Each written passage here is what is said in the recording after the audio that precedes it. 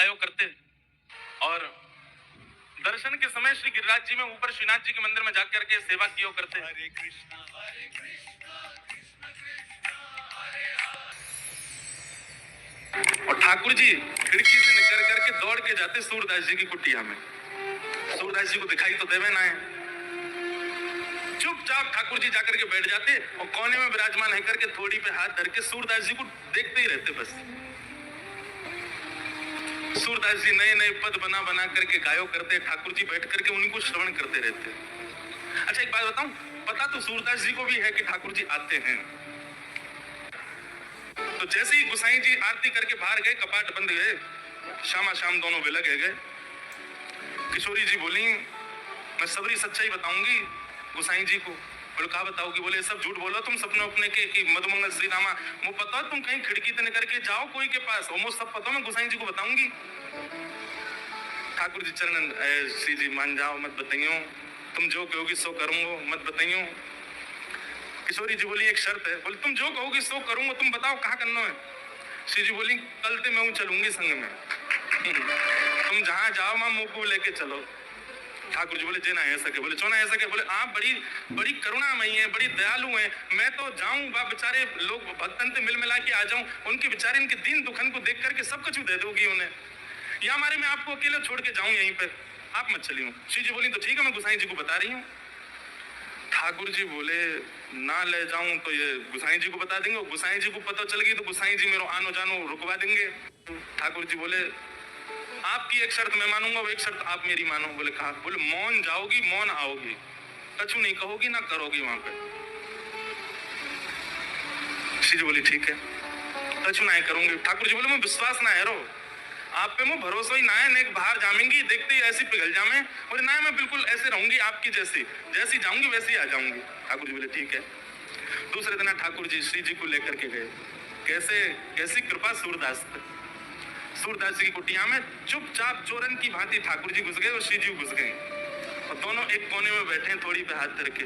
नेक में ऐसी है जाओगी तो चुप रहो ना, मैं बैठ रही सुन नहीं हूँ बस। सूरदास जी ने गानों प्रारंभ किए और जैसे ही गानों प्रारंभ किए आहा श्री जी के तो भाव नित्य सजल है गए। ठाकुर जी तो कह रही हैं जाकू नेत्र दे दो। ठाकुर जी बोले मैंने मना करी ना ये सब ना होगो, ये सब ना करना है। अच्छा अच्छा ठीक है कोई बात ना गान दो। श्री जी समझ गए जे तो कृपा करेंगे ना मोइए का चुकरना पड़ेगा। सूरदास जी अपने भाव गा करके और तुरंत अपनी लठिया दौड़ करके उठ करके खड़े हो गए और अपनी कुटिया से बाहर जाने लगे। ठाकुर जी बोले चलो श्री जी अब समय है हम भी मंदिर चले, गुसाई जी अभी कपाट खोल देंगे, आरती होगी, व्यवस्थित रहना पड़ेगा। श्री जी बोली अभी तो समय है, ये सूरदास बेचारो अकेलो जा रहा है आगे आगे, या कि पीछे पीछे चल के देखो तो सही जाएगा कहाँ। ठाकुर जी बोले मैं तुम तो पहले ही मना कर रहा हूँ ये सब मत करियो। श्री जी बोली अब नेक देर की बात हो रही है, चल दो या के संग। सूरदास जी आगे आगे चल रहे हैं, पीछे श्यामा श्याम दोनों निहारते भाई चल रहे हैं। तभी एक बहुत गहरो गड्ढा आया सामने। सूरदास जी जब गड्ढा की तरफ जान लगे, जैसे ही जान लगे श्री जी बोली अरे अरे ये देखो गड्ढा में गिर जाएगा, अरे या को जल्दी जाके रोको। ठाकुर जी कह रहे नहीं श्री जी बिल्कुल नहीं, वाकू गिरन दो, अपने आप संभलेगा, तुम बिल्कुल मत जाओ। अरे तुम कैसे हो बेचारो, गिरवे वाला हो, वाकू लग जाएगी वाक्य। दोनों में ऐसी बात चल रही, इतने पे सूरदास जी गिर गए गड्ढा में। ठाकुर जी बोले जल्दी चलो मंदिर खुलवे को समय है। श्री जी बोली पहले याकू बाहर निकालो, ये जब बाहर आ जाएगा तब जाऊंगी। ठाकुर जी बोले देखो मान जाओ। बोले ठीक है तुम अकेले चले जाओ, मैं तो ना जा रही, मैं तो याकू निकाल के जाऊंगी। अब श्री जी के बिना ठाकुर जी कैसे जाएं? ठाकुर जी बोले मैं तो पहले ही मना कर रहा हूँ मत चलो, मानो ना हो, मैं तो जानू ना आपकी बातन ने, ऐसी कृपा कर दें कोई पे भी। बोले कोई पे भी सूरदास है। बोले मैं जानू पर अब यहाँ पे अभी कृपा ना करनी कछु दिना और याकू ऐसे ही रहने दो। श्री जी बोली ना मुंह पे ना देखो जा रहा हो, अब ऐसा हो जाएगा या तो बिना कृपा किए गए तो श्रीनाथ जी के आधे नेत्र में आंसू रहेंगे, श्री जी रुदन करती रहेंगी। बोले मैं सुख से विराजना चाहूँ बाकी नहीं, पहले आप कृपा करके चलो। श्री जी ने अपनी चुनरी दी और ठाकुर जी ने अपनी कारी कमरी वहां में बांध दी और ऊपर से ठाकुर जी वह गड्ढा में चिल्ला के करें बाबा बाबा शब्द सुनते ही सूरदास जी के तो रोंगटे खड़े है गए। बोले जी कौन बोल रहा है? कौन है भैया? अरे बाबा मैं हूँ यहीं पास के गांव का हूँ गोपाल। बोले अच्छा भैया कहा कह रहे हो? बोले आप गिर गए हो, मैंने आपकी मदद करता हूँ, बाहर आ जाओ। सूरदास जी बोले कैसे आऊंगा बाहर भैया, मैं तो बहुत गहरो गिर गए हो। ठाकुर जी बोले मैंने अपनो पटका डाल दियो बाबा, बाकू पकड़ लियो, पकड़ के ऊपर आ जाओ।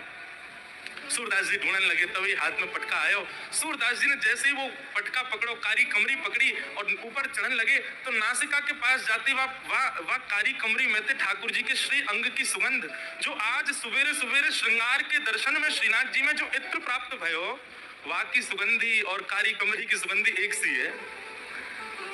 सूरदास जी बोले जे सुगंधी तो सुबह सुबह गुसाई जी ने दही मोहे श्रृंगार के बाद, यह पटका में तो कैसे आ रही है?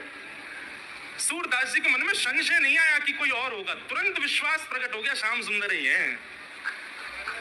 और मानो कमर कसले ही हो, बोले आज सूरदास छोड़ना ना है इनको, बड़ी मुश्किल से आए आज तो पकड़ना है।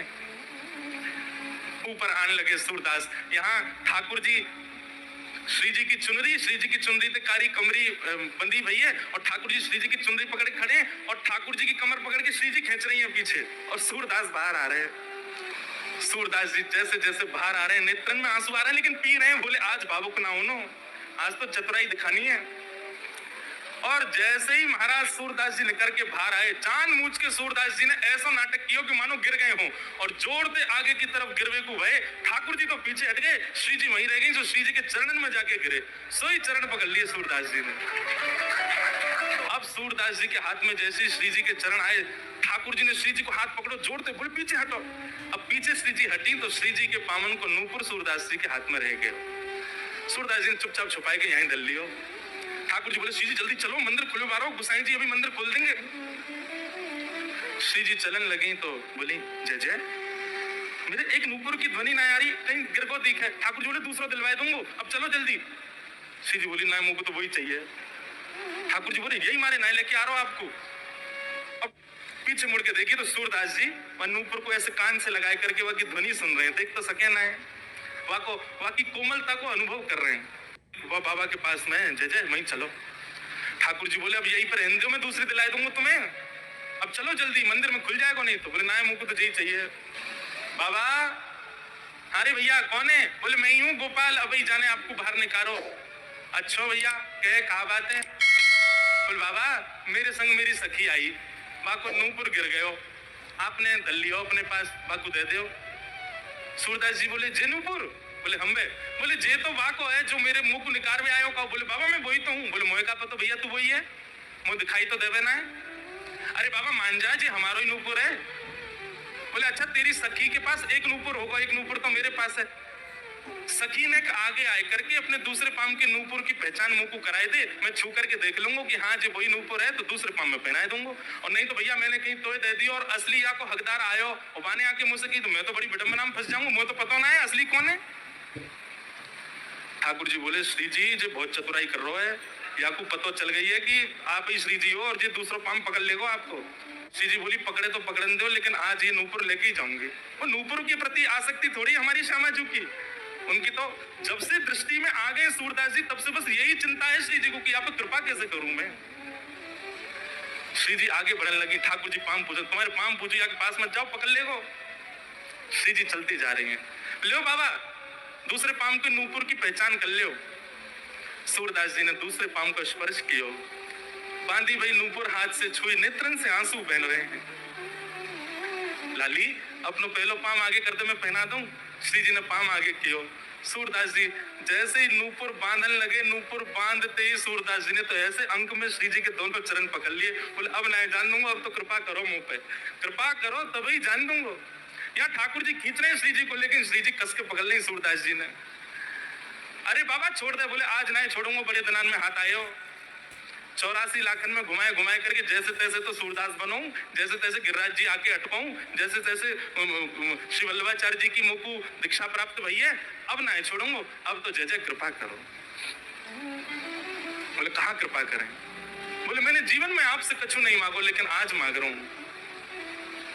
ये दो चक्षु, इनकी कभी मुंह को अभाव को अनुभव ना भयो कि आपने मुंह को क्यों ना दिए, बहुत कृपा ठाकुर जी जो आपने ना दिए, लेकिन आज पहली बार ऐसा लग रहा है काश मुंह पे नेत्र होते तो मैं दोनों युगल के दर्शन कर लेता।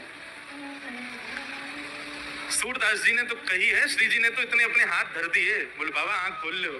ठाकुर जी कह रहे हैं कि मुझे पूछता ले करो, किशोरी जी कह रही पूछे पूछे वालों काम ना है, बाबा आंख खोलो। सूरदास जी ने अपने जीवन में पहले बार कमल जैसे बिल्कुल ठाकुर जी जैसे नेत्र प्रदान कर दिए सूरदास जी को।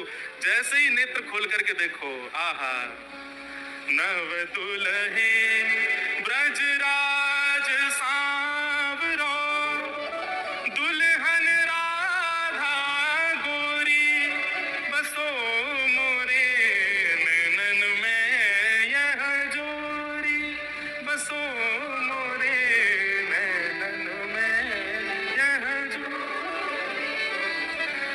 यही गिरिराज जी की तलेटी में दोनों युगल खड़े हैं, एक दूसरे के गले में गलवैया डाले और सूरदास जी दर्शन कर रहे हैं। हाँ।